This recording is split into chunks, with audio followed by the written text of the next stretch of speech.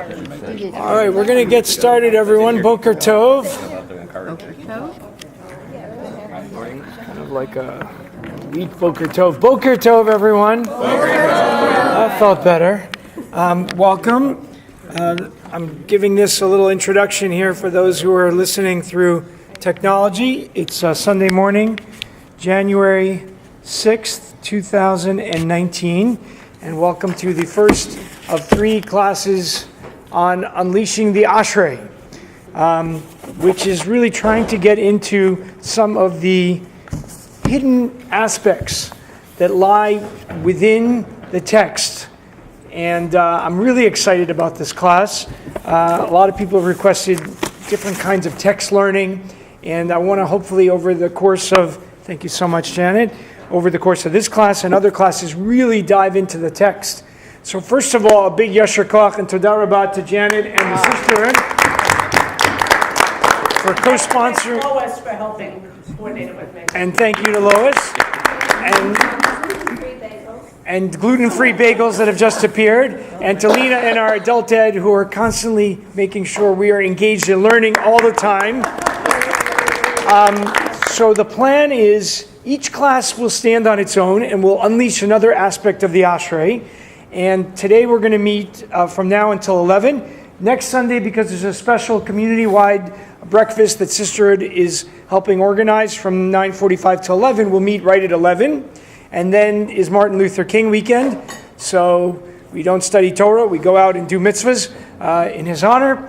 And then the following week we'll be back at this time right after Minyan. So that's what we're going to do. A little bit of a mini intro as some more chairs come out for those of you joining.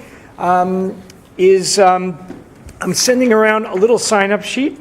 So most of you who already signed up can just put a little check here next to today's class, which is 1619. And if your name's not on the list, then put your name on the bottom and put a check.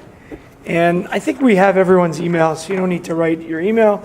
But this way, if there's a change, or you want to get a link to more information, or to more material, or you want to watch one of the lectures on video or on audio, it will be available for you as well. So that's the plan. And I know some people can't make one session, which is fine, and you can certainly listen to them. So I want to just say a couple of words, and then we're going to jump into them more specifically, the Ashrei and Psalm 145. Psalm 145, in its placement in the Siddur, is what we're going to be looking at. Right, this is an ancient text that comes to us somewhere from 2,500 to 3,000 years ago. Right, traditionally, the Psalms are ascribed to King David, who lived 3,000 years ago. But most scholars think that they probably came into existence a little bit later and are not actually David's work. They might be part of like the house of David, the school of David, that they were kind of came into the world over time. And there's probably different layers of Psalms, some that are more ancient Hebrew and some that are a little bit, the Hebrew is a little bit more later in Jewish history. We don't know who these authors were, right? Some of them say, right, a Psalm of David, Tehillah LeDavid, as this psalm does. Some say Mizmor LeDavid, a song of David, as we sang last night at the end of Shabbat from the 23rd Psalm. But whether they were David, the school of David, we really don't know who wrote these texts. What we do know is that they were Jewish, or what they ever referred to each other as before the word Jews came into existence. They were Israelites. They were people like us, that they were human beings responding to different spiritual needs.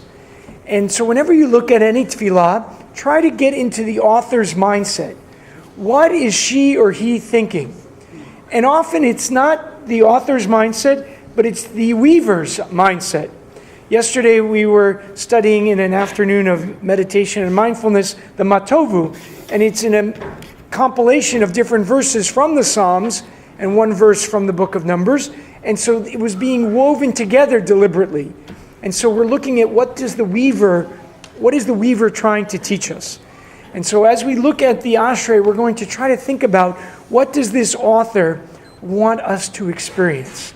And what is the deeper message in the text? So what I'd like to start with is we'll just go around, say our names, and tell me something you know about the Ashrei. It could be like, I don't know anything about the Ashrei, in which case, that's what I'll write, which is, I've already written it actually, so that's fine. That's already on the board. But if there's anything you know about the Ashrei and Psalm 145, that's great. And I'll be sending around the actual text of the Ashrei as well for you to enjoy. It is, it is from Psalm 145 with a verse from Psalm 144, and then a verse from Psalm 84, and then there's also a verse at the end, which was added on. But the core text, bless you, is in the middle. All right. Eli, will you start?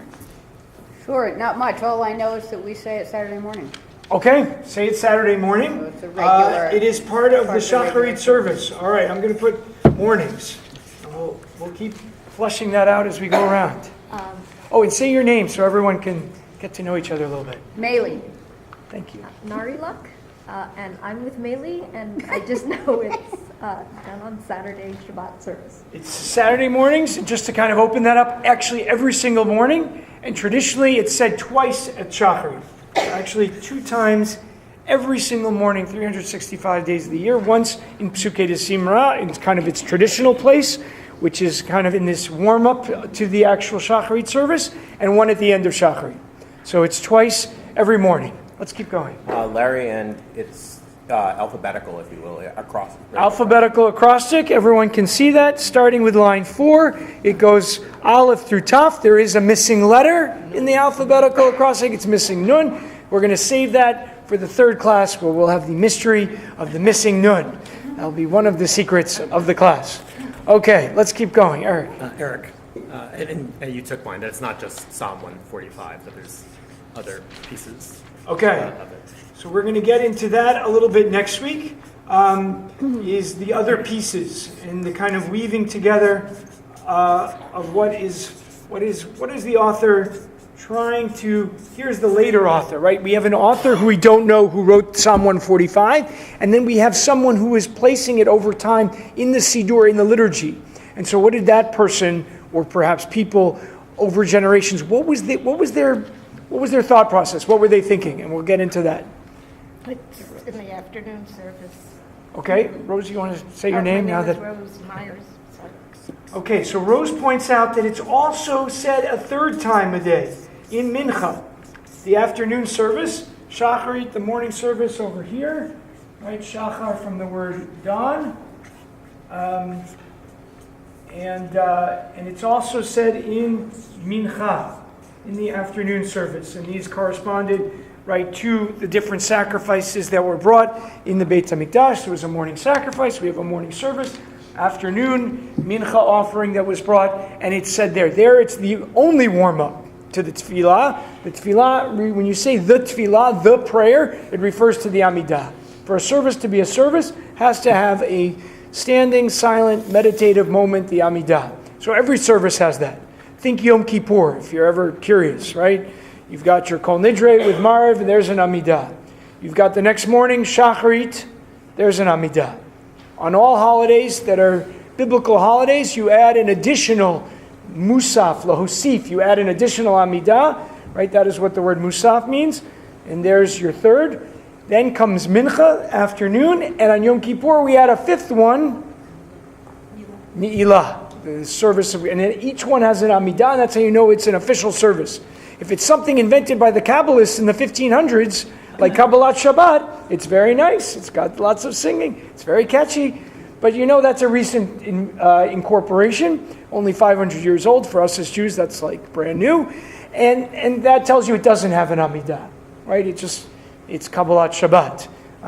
And so that's the difference. So the only intro that you have to Mincha is the Ashrei itself. All right, we'll keep going with Sam. Okay, Sam, which we got all the white space. Keep going.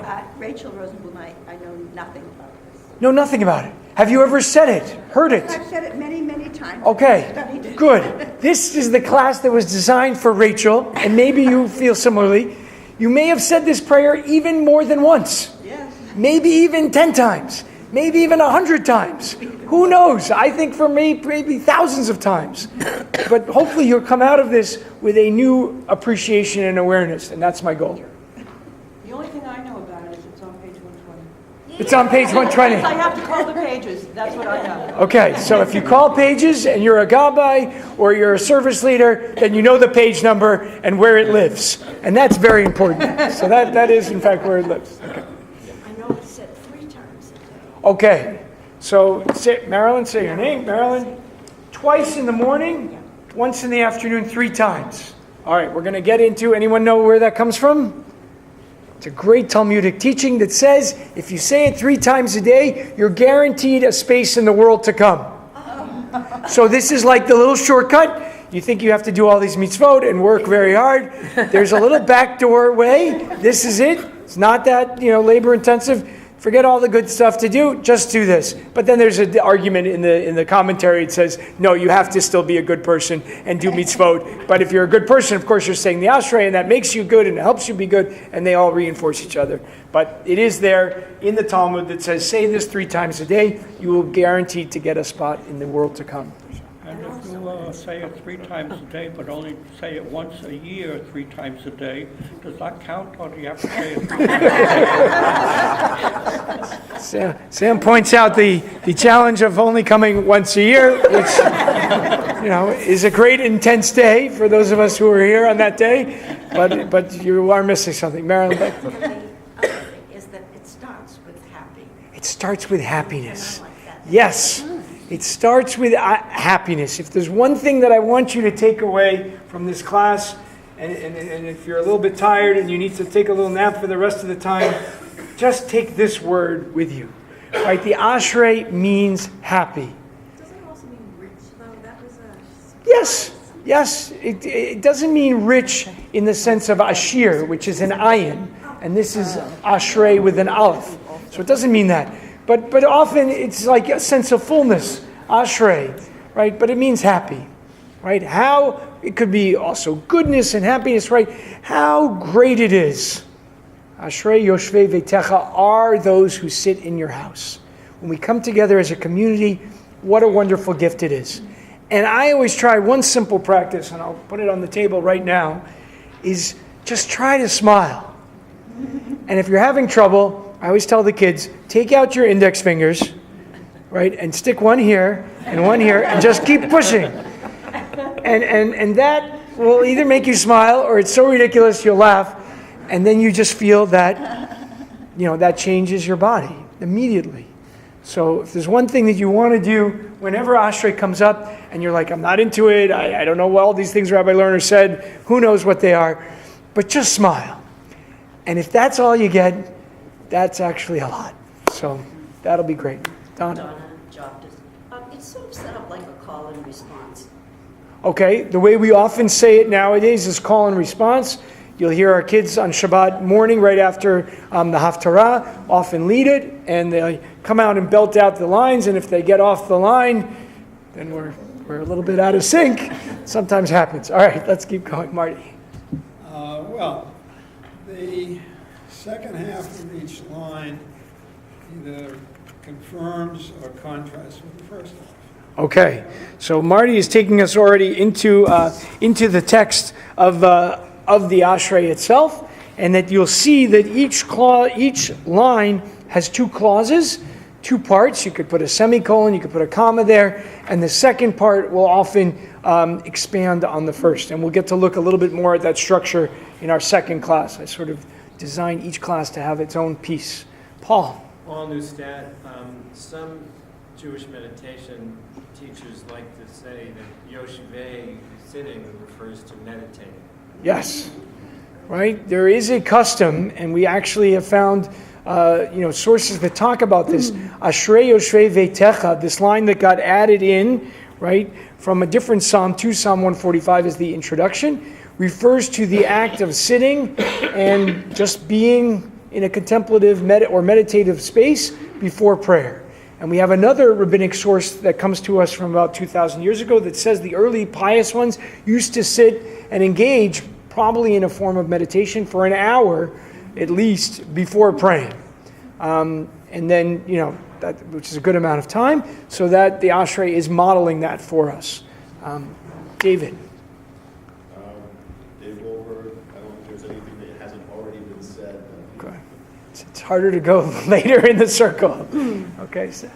Seth Mason, I was going to say the same thing, but then it sort of flipped. Like, this is the one place where the kids tend to lead the service. Okay. The kids say, you know, Ashrei, go, and then go up. And throughout the service, it's the one place where someone who's yet not had a Right.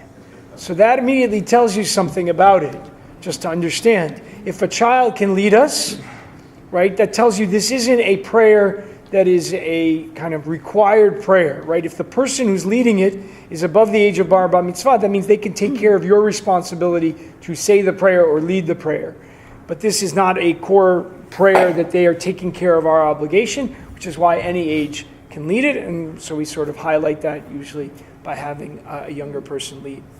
Where should we go? Lena, and then over to Israel. You can decide which department you want to go to, but, so Lena Ettinger, and I was going to say Lisa, but also, I noticed that it's a very positive song, and there's only one line at the bottom that says anything negative about what God will do to punish the wicked, but the rest is very positive.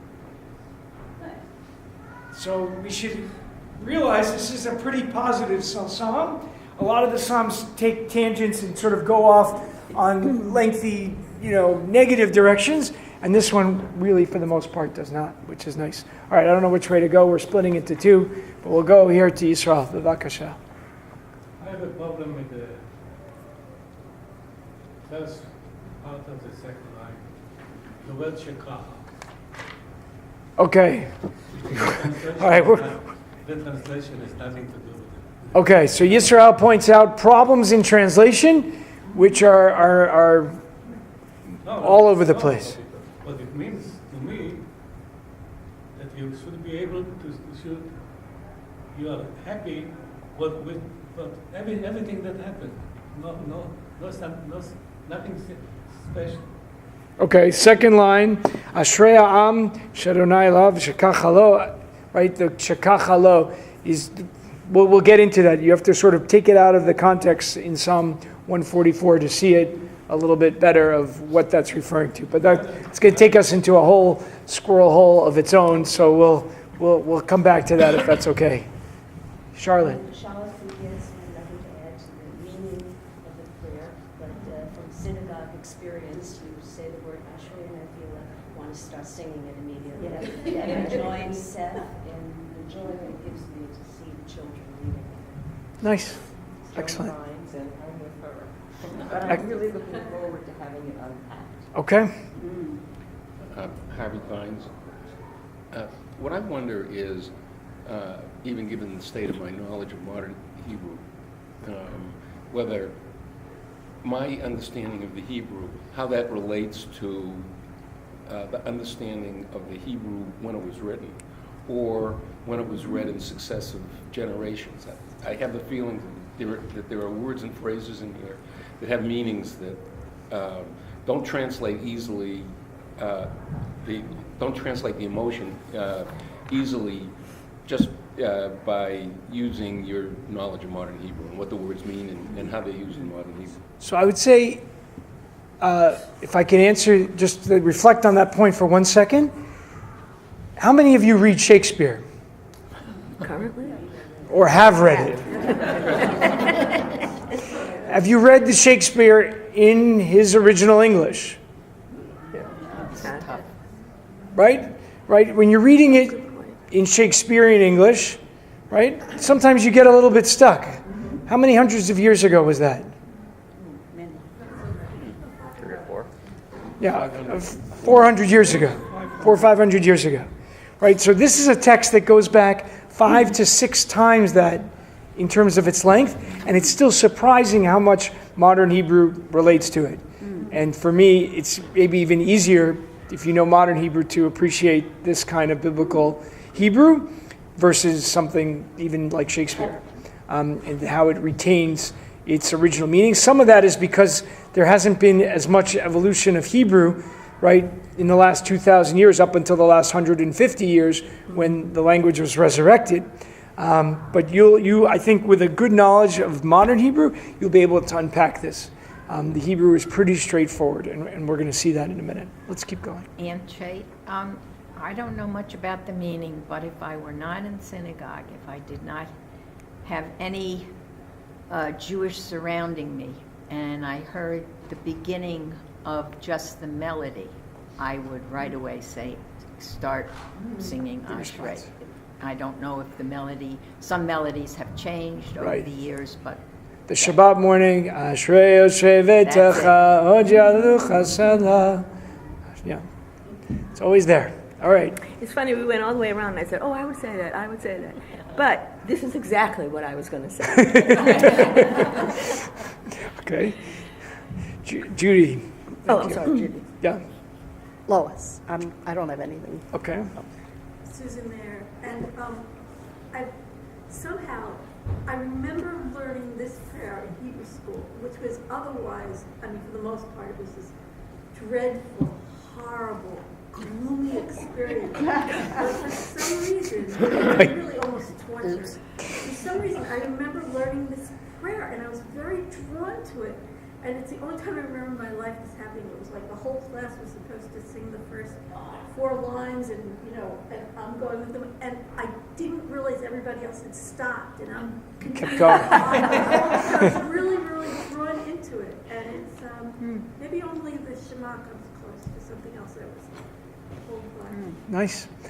I'd like to think that today our students in our religious school are excited to come. It might not always be the case, but often they are. And we make, like the Ashrei fun and recited popcorn style, all different ways, but they're hopefully into it. I mean, I see kids singing the Ashrei just in the hallway, and they're smiling, which is great. Happy. I'm Laura, he's a camp wiser. I feel like I've heard you speak about this before, but I don't remember it. So I'm happy to be here again. I will not take that as anything negative. No, not negative to you at all, negative to my memory. That's cool, but I'm happy. Good. We're going to do something new that I've only done once before, and I tested this out today on our teenagers last month. So this has been test driven. So no one has experienced this before. So this will be new, 100% new. If you remember it after today, I don't know, but it's going to be totally new. All right, Joelle. Joelle, what I like is when the kids are leading, their part, they emphasize the first syllable. It's like, here's a new idea, and they prolong that first syllable, and then go, and then we respond normally, and then it's like each new idea is a Right. new emphasis. Right. It's not perfectly grammatically correct Hebrew, because of course in Hebrew the accent's on the second syllable, but we're trying to get our students to be enthusiastic, and when they come up there and they belt it out, I think we all pick up on their enthusiasm and their energy, which is great. Janet Goldberg. I think Susan stole my thunder because I was waiting to tell you. Remember, it was 5th grade, Dr. Chester. All we did was the line, the first 6, 8 were the and it was drilled. And after that, I think they just got lost in everything else. But it was one of those things that were like the Amidah and the Shema, and then it was Ashrei. I don't know if they created Ashrei, but I think it's wonderful what we're doing here. Nice. I wonder if these kids that know to read it so well know the left side of it as well. Well, I think it varies on the age, but they definitely work on that, and hopefully over time they get a sense of it. We definitely teach about the meaning. All right, we're going to get into a fun exercise. For this exercise, I realized I forgot to get pens or pencils, but some of you brought pens or pencils. I have a few if you don't have one. Does anyone have the ability to grab some pens or pencils from either the school? Thanks, Seth. Okay, so what we're going to do, I have a few pens and pens here. If you have a pen or an extra one, feel free to lend one to your friend. What we are going to do is first just look at the words. Okay? Well, won't be writing that much. Maybe we'll be writing on the cardboard. What we're going to be doing is... Always something here. What we're going to be doing is attacking the roots. So I want us to start at the actual Ashrei. So if you look at your page, line 4, and it might be helpful to start by putting lines. Ashrei, first line is 1, 2, Ashrei Ha'am, 3, Tilala David, 4, Aramimcha. That's where the psalm actually begins. Okay? And we're going to go through Leolam Va'ed, the penultimate line on your page, not this additional line that was added later. We're going to deal with that next week when we sort of see the Ashrei in its context. All right, so if you number it, 6, 7, 8, 9, 10, 11, 12, 13 is the Yud line. 19 is the Pei line. And you should get 23 would be, and 24 is the after line. So we're going to look at lines 4 through 23. And what we're going to do is attack each word, okay? And try to find the root. So I will start you off with this first word, aromimcha. Okay. A little trick to Hebrew. Okay. Right, what you want to do is look and try to find the root. Almost all roots in Hebrew are triliteral roots, 3-letter roots. So often you chop off the end and chop off the beginning. And you will, if you have a vav, chop that off. And you get a resh and a mem and a mem. There's your root. Okay? The first word is ramam. So also connected to Ramah, resh mem hey. Sometimes the roots are related to each other. I'm on line 4, the first word. So the first word of the Ashrei after its introductory material is aromimcha. And romimu means romamum. Romimu. What does it mean? Right, pushing you up. I'm exalting you. I'm lifting you up. Right? Ramat Gan is Highland Park. Camp Ramah is the high camp, right? I'm lifting you up, Romimu. So that word is Romimu. God's name, there's 2 versions. Elohai, this next word is Elohai, my God. And then you have Melech, okay, which you know also, king or ruler. The next root, Va'avarcha. The Va is and, A is the making it into a verb in the I form. The Hey is I am blessing you, and the root is Baruch, bless. So there's your Baruch. Okay? What word are we on? I'm on the 4th word now. Va'avarcha. Everyone see that word? I chopped off the beginning, chopped off the last letter, and I got Baruch. What does it mean? Connected to the word ni, to bless or to praise something or someone or to acknowledge someone is just like in Japanese culture, right? That you make yourself a little bit smaller, right? You bow to them, you acknowledge them. In our tradition, the same. Baruch, you bend at the knee. You make yourself a little bit smaller. What we call in the mystical tradition, tzimtzum. You contract yourself to make more room for the other person, the person you are acknowledging and you are greeting. That is Baruch and blessing. Can you use this? I could. I don't know. I'm just trying to erase it. I'll just keep going. I'll just keep going. Don't pay attention. All right. So let's do another one. Olam Va'ed. Okay. Olam is the world. Va'ed is forever. All right. So try this out and see if there's any repeating roots. So go to line 5 and see if you can find a root that was in line 4.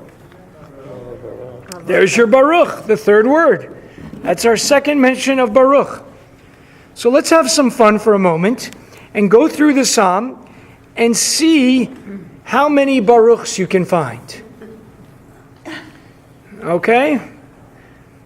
This is what we call fun with Hebrew grammar. Everyone see? I don't have it in line 6.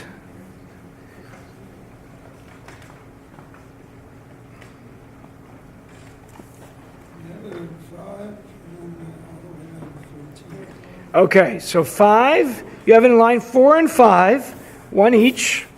Okay? So I'm going to put up the root here, Baruch. got line 5, 6, 13. Any others? There's more.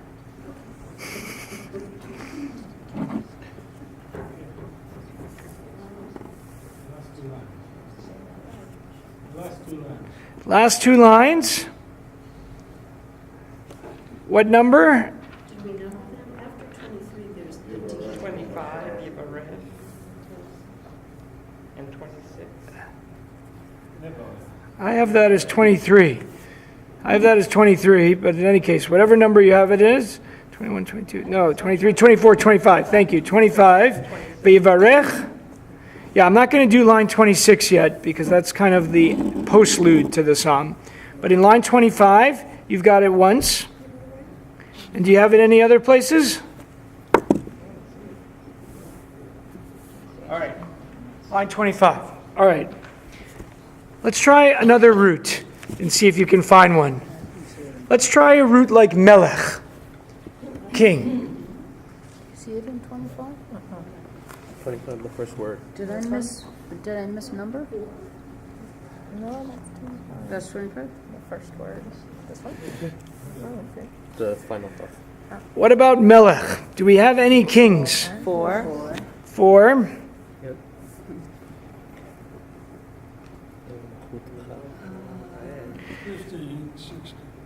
Line 14. Kevod malchutcha yomeru.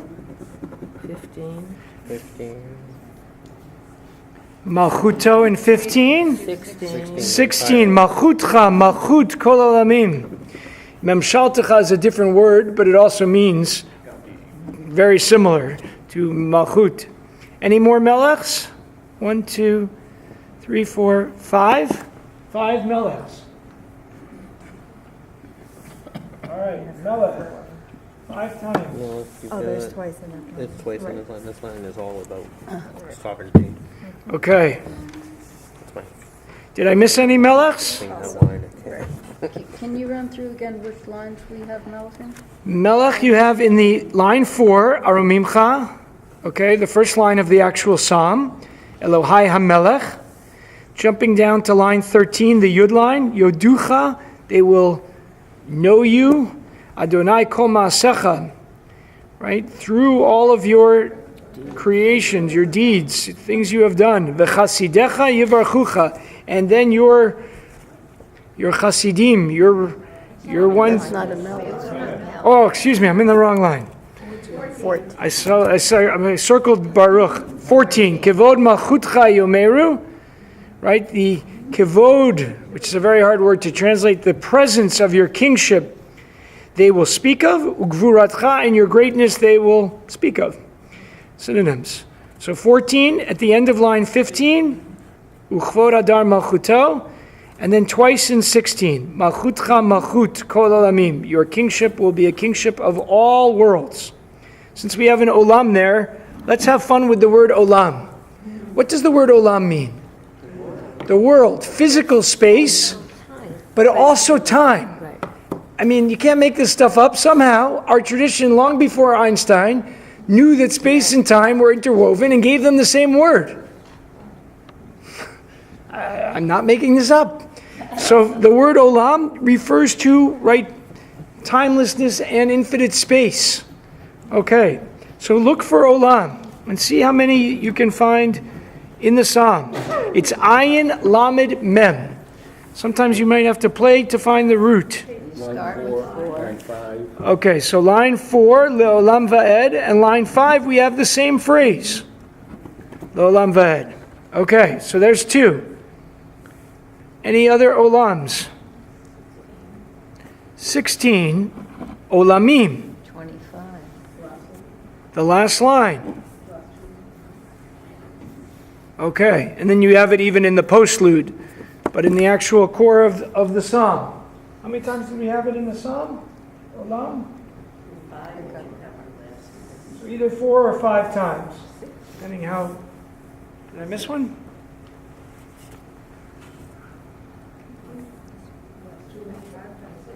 All right. What are some other themes that we can see from repeating words? Chesed. What does chesed mean? Loving kindness. Loving kindness or love. How many times does the word chesed appear? It's in line 20. It's in line 20. Yes, chesed. 13. 13, that's 2. Any others?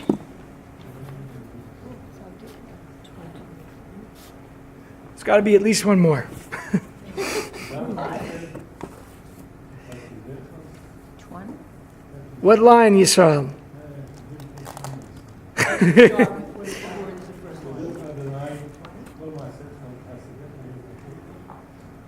Line 11. 13 It's 13, we already gave that one. and 11. Ugdal chesed. 3 times you have chesed. What's the most common root in the psalm? So far it's Baruch, but there's something that comes up, a couple of things that come up a lot more. A lot more. They should be jumping off the page at you. Adonai. Adonai. What about God? Is God here? What about God's name? She's here somewhere. Well, line 6, line 11. Yeah, 20. I already marked those for you. 20, 21, 23, 24. What do we get with God's name? 6. 6 times. Okay. Let's do another one. Kol, right? All. A-L-L in English or Kaf Lamed in Hebrew. How many times do we have the word kol? 12. Line 5. 12. Line 5. It's a lot. It's a lot. 17.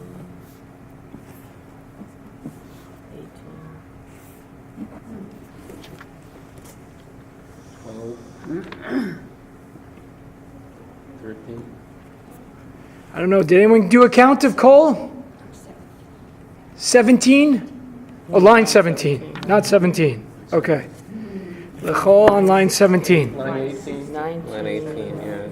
20. 19. 21. 19. 25. It's a lot. Anyone get a count? 21. It's a winner. It should be the winner. It's the winner. Okay. This is a big one. This is a big one. I don't have the number. I forgot, but I know it's a big number. 23. If someone adds them up, we'll get you a special gluten-free bagel. All right. What about the word atah? Atah. Separate as a word or? Ah, good. Does the word atah appear separately as a word or as an ending? How do we make a word atah, you, in Hebrew? What do we have to do to the word to make it an atah? You add a cha, right, ending. So I actually am interested in it both ways. Does the word atah, you, appear? And if not, or if so, how often? And if not, or then I'm more curious, like the first word, aramimcha, is atah. Right, you see that ending? I will lift you up. I will exalt you. Cha. So then you would have it there. Even in line 1. Yes, so it's certainly in the prelude and the postlude. All these things appear there. But in the Psalms, in the Psalm itself, from line 3 through 20, what is it? 25. 18. So who has the actual atah? 18. 18 has atah. Did we skip 5? I mean, it's all over the place. 5. No, we're doing that. Right. So the word atah, aleph, taf, hey, which means you, right? We had it in line 18. But if you take the cha ending, Oh, it's all over. you would get many, many references to atah. Okay? What about another reference for God, another name for God, Elohai? Right? Elohim, or referring to God in the... Right, you see it in line 4, Elohai.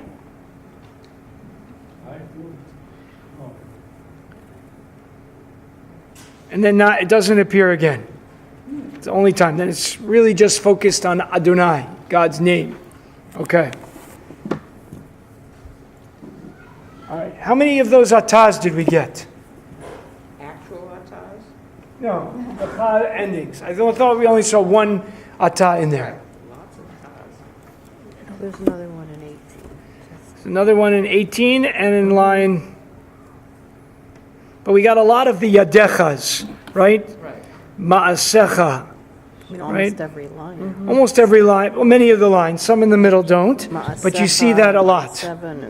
Right, so a good number. What other words repeat a lot in this psalm? Right, we got a lot of kol, of everything. What else? Door. Door. Okay, generations. Where do you see that? 7, door la door. Door la door. Okay. Which very much connects to the theme at the beginning, Le'olam va'ed, forever and ever. Even though there are different ways of describing it, they describe the same thing forever and ever. Le'olam va'ed. Okay. All right. What other themes, anything else that you see that repeats? Any other roots that appear at least, 3 times? Tzedek twice. Tzedek. Gadol. Gadol. Okay. Great. Gadol. And you see tzedek. What does tzedek mean? Righteousness. Okay, so we have righteousness a number of times. We have greatness a number of times. What? Faithful. Okay, so that would be, let me see, what line are you in, Janet? The Gadol line. Adonai umuhulam me'od v'ligdo ato ein cheker. That one is a little different theme, right? Great and muhulam me'od and full of praise. Halal. Halalalalala. Right? That's like ululation and a way of praising God. So what I'm going to suggest here is that the author of this psalm embedded in the text, by using the same roots over and over again, a secret message that either he or she, and we don't know who wrote this and what gender they were, already knew of and was therefore kind of touching on something that people already knew, or was creating something new for people to grab onto. Okay? The most common roots that are embedded in this psalm I put up on the board, and let's see if we can string them together into something. What do you see? Okay. And then some other roots, like kol. Where do we have a blessing that talks about kol? So we have it in the food, Sha'kol niya bedvaro, may all things come into existence from God's speech, from God's original utterance, right? Let there be light, and from there the universe is emanated. Think of the morning service. What's the opening blessing? Right, that we say after the Baruch Hu. Baruch atah Adonai Eloheinu melech haolam yotzer or, who creates light, uvorei choshech oseh shalom uvorei eta kol, creates everything. We didn't get into the ma'asecha and the creation verbs, but they're also there, right? Created everything, right? What I'm going to suggest is that embedded in this psalm is the bracha formula that we all take for granted. And we know that this came into existence sometime between the 5th century and around the year 0 of the Common Era. We know that because we have texts that talk about the Baruch formula, like the blessings from the Haftarah that talk about it. And that language appears in other texts, including the Dead Sea Scrolls. So this bracha formula is either coming into the world and the psalmist is picking up on that, or the bracha formula is coming into the world because it's being picked up on from places like the Psalms. What's another line that has a little bit of a hint of the bracha formula that we say around the Shema? What's the line we say after the Shema? Baruch Shem Kevod Malchuto Leolam Va'ed. Praised or blessed, Shem, God's name, right?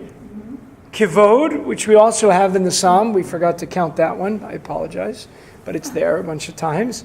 Right? Malchuto, God's kingship. Leolam va'ed, forever and ever, which we saw both in Leolam va'ed, I think at least 3 times. And we also had it, right, picked up in Dor Lador, right, forever and ever. Right, from generation to generation, forever and ever. So what may have happened here is that this bracha formula, right, got incorporated into the psalm.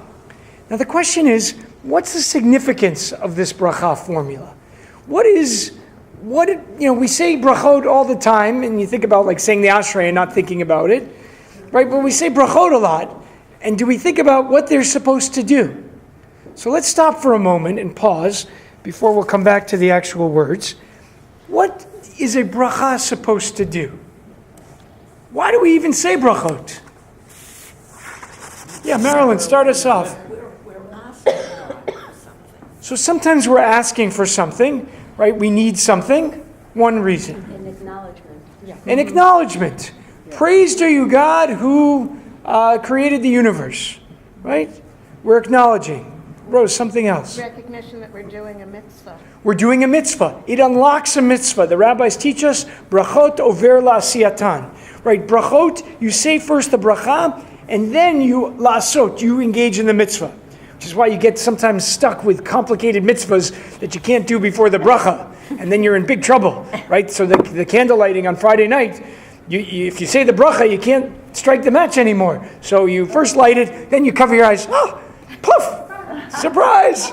There it is. Or like if you're washing your hands, you wash your hands, then say the bracha, and then the bracha is for the drying of the hands and lifting up on the tilat yadayim, on the taking of your hands up. Think about a doctor, right? After the doctor washes her or his hands, right? She or he takes their hands and like holds them up as they go into surgery, right? So it's the same thing with nitilat yadayim. You don't want anything to touch your hands until you're going to eat the bread, so you lift them up. The toll is to take up. Same blessing we use for the lulav, on the tilat lulav, for the lifting up, the taking up of the lulav.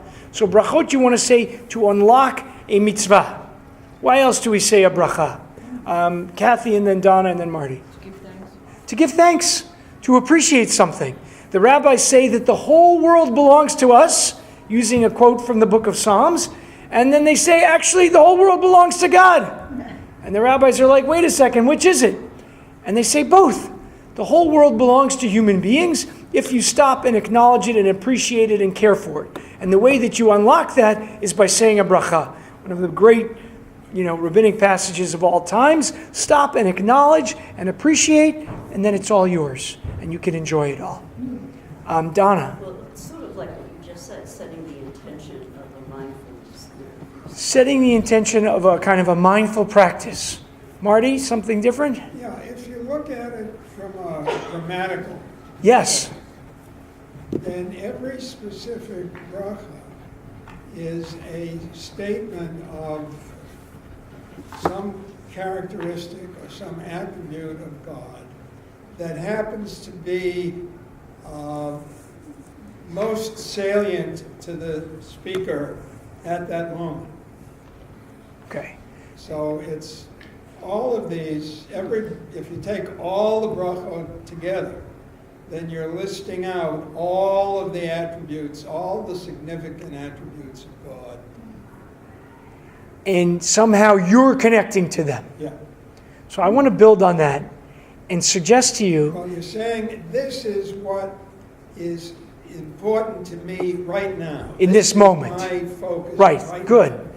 The brachot, I'm going to suggest, are about rooting yourselves in a moment, in a present moment, and really heightening your sense of awareness as to the action or sense of awareness or sense you're appreciating. It could be taste.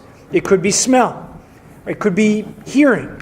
Right? There's a bracha for hearing the thunder.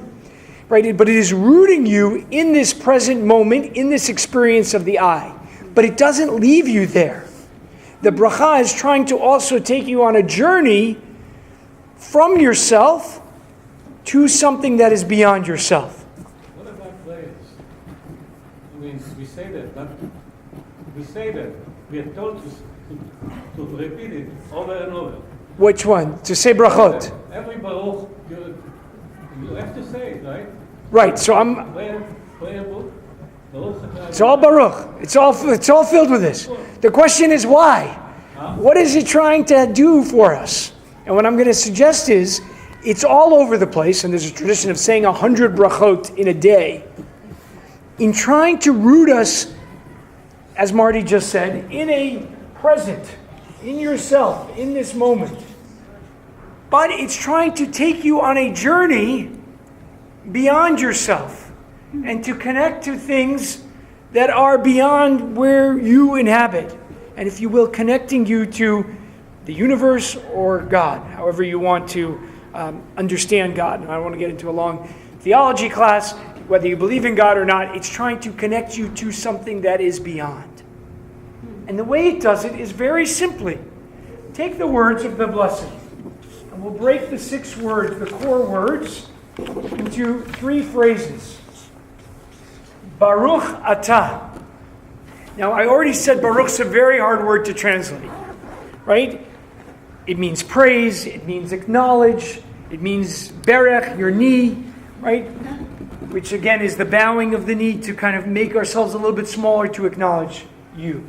Praised are you, right? You are speaking to God, to the universe, but you are rooted in, as Marty just helped us see it, in this moment, in the action that you're doing, in what you are about to eat, in what you are smelling, in what you're tasting, in what you see, right? Isn't the word affirmation? It's an affirmation. Yes, absolutely. Baruch atah, right? Me and you. Or in Buber's language, I and thou. That's the beginning. But it doesn't stop there. What's the second clause? It's the wrong marker. Adonai Eloheinu. Right? God's name, 4 letters. I'm going to split them up so this doesn't become Shemot. Eloheinu, our God. God's name, of course, means what? What does God's name mean? Yud He Vav He. I am where I am, right? Think about the scene at the burning bush, right? Moses is very reluctant to take on this mission. Finally, he acquiesces. Just tell me your name, God. And God says, Ehyeh, I will be. Right? Ehyeh, Asher Ehyeh. I will be what I will be. I am beingness. I am existence. I am time itself. Right? I am space-time. I was thinking if I'd rewrite this as a scene for like our modern kids, right? There was a kid playing on his smartphone with some app, and he was, playing like, taking pictures of some spot, and then the phone started talking to him, and he was interacting with it, and then he would say, well, what are you? And the phone would say, I am space-time. And the kids would be like, oh, I get it, okay. Right? But it's... I'm going to have to rewrite the Torah for like a version for today. Right? I am existence. Right? But this statement of God's existence, to connect to Marty's point about being rooted in the present, is now no longer in the I because of this ending. Elohim knew. What does the new do for it? It's for us. It's not just Atah, you and me, I, thou, that we started with in the first line, but it is now about us. And we are rooted in community. Okay? Because we experience God in groups, in a family, in units, in a minyan, in all kinds of groups of collectives. And so that represents the second level. If you will, you have a circle of yourself, the I, and you have a circle of us, of we, the community. But the prayer doesn't stop there. I'm just going to get to my big finale, and then I'm going to take some questions. The third line, the next little couplet of words, right? We had it all over the Ashrei. Melech HaOlam, right? Ruler, sovereign, king of the universe. Right? Now, we're going beyond the community, and we're going into the universe. And we're rooted in, with all of humanity.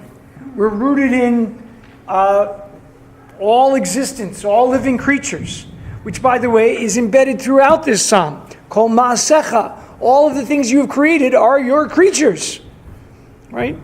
And so embedded in this psalm, from the numbers of roots of the words, is the bracha formula, and in particular, the bracha formula that we say in the morning, right? Where it talks about God created everything. Yotzer hakol. God created everything. And we go from a journey of being in ourselves and in one specific time related to God from our own bodies and experience to an experience of God in community and finally in the universe.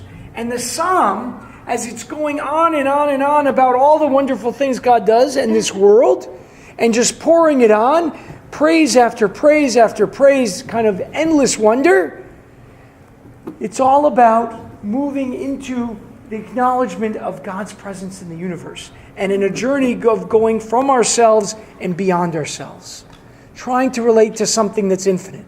The dilemma that the author has is that she or he has no way to relate to something that is beyond description. Which is why often when you try to relate to something beyond description, you simply are silent, speechless. There are no words. But this author said, I have a task, which is I'm going to put it into words. And it was a kind of hard task. And so they poured on praise after praise, although left out one letter. And got to be building up to our surprise tension for the third week of what was going on there. But they were trying to pour on praise after praise to get at something that is not accessible and something that they couldn't relate to. And so they embedded into the actual tefillah and into the prayer, right, a journey of going beyond ourselves and the bracha formula. And it's hidden in there, right? I've looked at this psalm many, many times. And all of a sudden you're like, look at the roots and how the author builds on them and embedded them in the text. And there is your bracha formula of moving from the self into community, into the universal. And next week we'll actually get to see that same structure manifested in the content and in the meaning itself. And so we'll build on that. All right, I'm going to take some questions. First, Laura. So when you say Baruch, is that I bless you? You are blessed would be the best translation. Or you are praised. You'll probably see in a lot of Sidurim, it says, praised are you. Blessed are you. Adonai, our God, ruler of the universe. Well, it's hard to say. Our Sidur in this version no longer translates it because they realized that they weren't getting at the subtlety of the text. And I didn't bring the Sidur, but I believe in our new Sidur, it just says Baruch Atah Adonai every time. And it's a lot. And they just gave up and they said, we can't get into it. The whole line would be like, praised are you, Adonai, our God, sovereign of the universe, is one way of translating it. But it doesn't capture all of the texture, and so they gave up on translating it. Because praiseworthy are you. Praiseworthy are you, blessed are you, I am filled with humility. Right? Baruch is very physical. And the physicality changes it from this more ephemeral and less tangible sense of praised and blessed. Right? Baruch is physical. That's why when we say it in the Amidah, we bow the knees, berech, your birkayim, right? Atah, you bow at the waist, and then you're ready to have this conversation with God at the word Adonai. And so the actions are so embedded in it. So when you say Baruch, you feel like you're self-contracting and making space for the universe, going on this journey each and every time. Joe? You have to have it. Oh, Israel. Because a religious that has a God that you can see nothing physical. You have to continuously tell the people how great it is, and so to keep the idea of as far as survive. Can I repeat and amplify that? Right? The task of this psalmist was so challenging because into this world that this psalm was being written for, they were trying to transform God and take God out of a more physical orientation. And bringing God into the realm of words is most challenging. And so they were looking for all different ways to still anchor something that was beyond the physical into something that would reflect it and reflect something that is timeless. And so the words over and over again are trying to help us reach something that is in essence an impossible task. And the psalmist really tries over and over again. The other thing I want to point out, and I'll take a couple of other last questions, is these values are embedded in the core of the day. Right? Tzedek, Chesed, Rachamim. Where do those make their way into daily practice? Donna.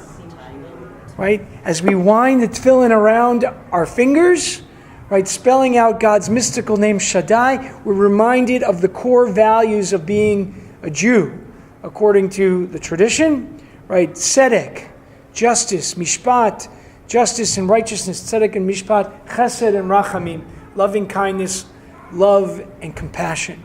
And to remind yourself over and over again, oh, that's what I need to do today. That's what I need to do. And that is how I want to approach, right, God and the universe, embedded in the text over and over again, right? And a sense of goodness, right? This is good. Tov. It's positive. It's gadol. It's great. It's wonderful. And to have that kind of orientation into your day as you are really rooted in a kind of bracha moment, a moment of awareness, that you're bringing it into a sense of appreciating all of this grandeur of the world. And the words hopefully leave you with that feeling. Harvey. I don't want to sound like a hobby horse on language, but Hebrew to me has an inherent ambiguity in the way it's structured. For example, we say, Ruchum Habayim.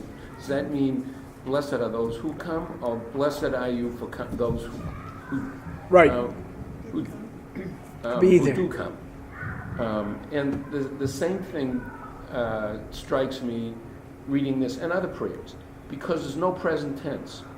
And so you're forced to connect the nouns and the adjectives to each other in a way that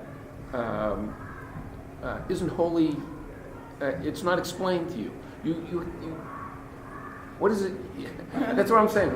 Right. I'm not looking for an answer. It means no, this. No. I'm saying the answer is different every time you think about it. And it's embedded in there that it's both present, right? Gadol Adonai, God is great. But it's also kind of a future experience. God is becoming, right, great. And it really connects to this name, Aheyeh, for God, right? I am the act of becoming. I am yet becoming, which is what we all are. We are all constantly growing and becoming and changing, right? The God and the universe are still evolving and being created and recreated in every moment. And to stop and appreciate the wonder of that is what sort of God says to Moses at the burning bush. Right, I am what I am. I is what I is. I am isness. Right, and I am both in the present and the future and the past in all of those moments simultaneously. Which for us is something very hard to relate to as human beings because we don't have that. Okay, I'm going to do a little Popeye later. Yeah, just to reference all different sources. Joan and... I just want to say that you mentioned something in passing that I think is really profound, and that is that they were trying to get away from religions that had idols. I mean, I thought that was like, oh, wait a second, that's really major.